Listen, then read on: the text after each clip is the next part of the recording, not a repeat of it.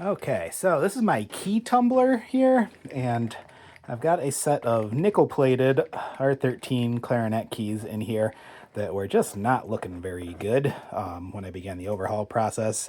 I've already degreased them, and I sent them through the ultrasonic tank once, but I really didn't think that hand polishing was going to make them look too good. So I put them in here literally all day. It was the first thing I did when I came in today. So about 9.5 hours straight, they've been in this tumbler, tumbling away. And when I think the keys aren't going to shine up so great with other methods, that's when I'll employ this process.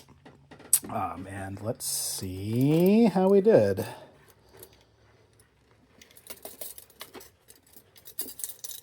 Try to grab just one key here. There we go.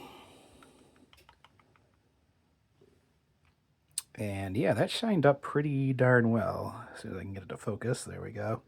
That's pretty good. Yeah, it's so much better than they were when they went in. So yeah, and that's usually the result.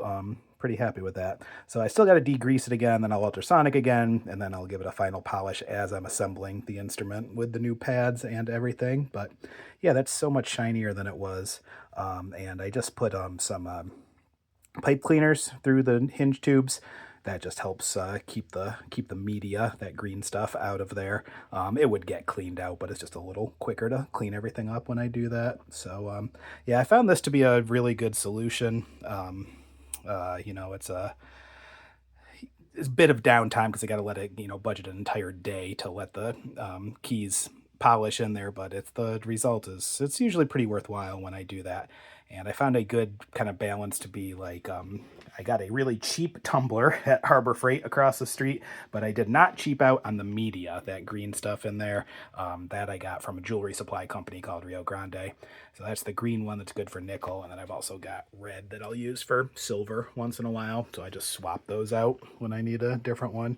But yeah, that's my key tumbler process. And yeah, pretty happy with that. You should have seen it before it went in. So anyway, that's just something I like to do when nickel keys are pretty bad. Thanks for watching.